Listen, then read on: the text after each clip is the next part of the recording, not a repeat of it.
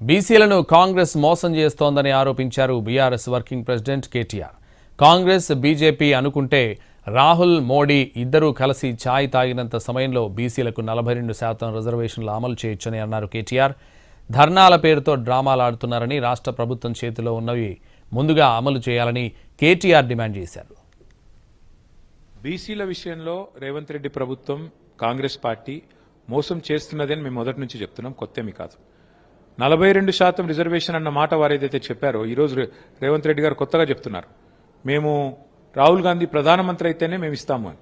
మరి అది ముందే చెప్పిండాలి కదా, బీసీ డిక్లరేషన్లోనే చెప్పిండాలి రాహుల్ గాంధీ ప్రధానమంత్రి అయితే ఇస్తామని. ఇవాళ కొత్తగా గుర్తొచ్చిందా? అట్లాగే ఇవాళ మీ చేతిలో ఉన్నాయేమో మీరు ఇవ్వట్లేదు. 1,00,000 కోట్ల బడ్జెట్ ఇస్తాం బీసీలకు 5 ఏళ్లలో అన్నారు, సంవత్సరానికి 20,000 కోట్ల బడ్జెట్ అన్నారు, ఇప్పటివరకు దాని ఊసు లేదు. అట్లాగే మీరు బీసీ సబ్ ప్లాన్ తెస్తామన్నారు, ఇప్పటివరకు దాని ఊసు లేదు. అట్లాగే మీరు 42% వాటా కేవలం రాజకీయ అవకాశాల్లోనే కాదు, విద్యలో, ఉపాధిలో, ప్రభుత్వ కాంట్రాక్ట్లో కూడా ఇస్తామన్నారు, దానికి సంబంధించి కూడా మాట ముచ్చట లేదు.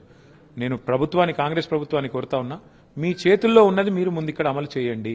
42% రిజర్వేషన్ కూడా నిజంగా చెప్పాలంటే రాహుల్ గాంధీ గారు, మోడీ గారికి సిన్సియారిటీ ఉంటే, కాంగ్రెస్కు బీజేపీకి చిత్తశుద్ధి ఉంటే ఇద్దరు కూర్చొని ఛాయ్ తాగినంతసేపట్లో సమస్య పరిష్కారం అవుతుంది. ఇద్దరికి సిన్సియారిటీ లేదు, కాంగ్రెస్కు లేదు, బీజేపీకి లేదు.